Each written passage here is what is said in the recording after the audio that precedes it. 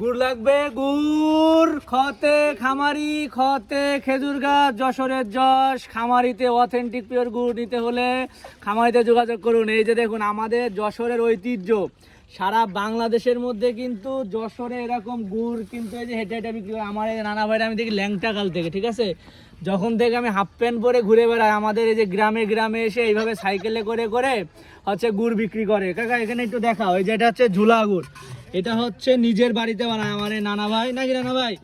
এই যে এটা হচ্ছে আমার নানা ভাই, হ্যাঁ, এটা ওনার বাড়ি কিন্তু হচ্ছে ওই যে সৌরভ মোড়ের ওইখানে, ঠিক আছে। আমি কিন্তু বলে দিচ্ছি বাংলাদেশের মধ্যে এরকম কিন্তু কেউ কখনো বলে না জায়গার নাম, কারণ যশোরে সারা বাংলাদেশের মধ্যে না সারা পৃথিবীর মধ্যে আমি একমাত্র নিজেদের বাড়িতে নিজেদের গাছের গুড় দিচ্ছি। তো আজকে আপনাদেরকে দেখালাম যে আমরা ছোটবেলার থেকে যে যুগের পর যুগ ধরে নিজেদের বাড়িতে গুড় বানানো হয় নিজেদের গাছে, সেই জিনিসটা দেখালাম। হ্যাঁ, এটা হচ্ছে নানা ভাইয়ের একটা ঐতিহ্য। কি নানা ভাই? নিজের গাছের নিজের বাড়িতে বানায় বা গুড় বানায়, এইভাবে গ্রামে গ্রামে হেঁটে হেঁটে বিক্রি করে সুলভ মূল্যে, ঠিক আছে।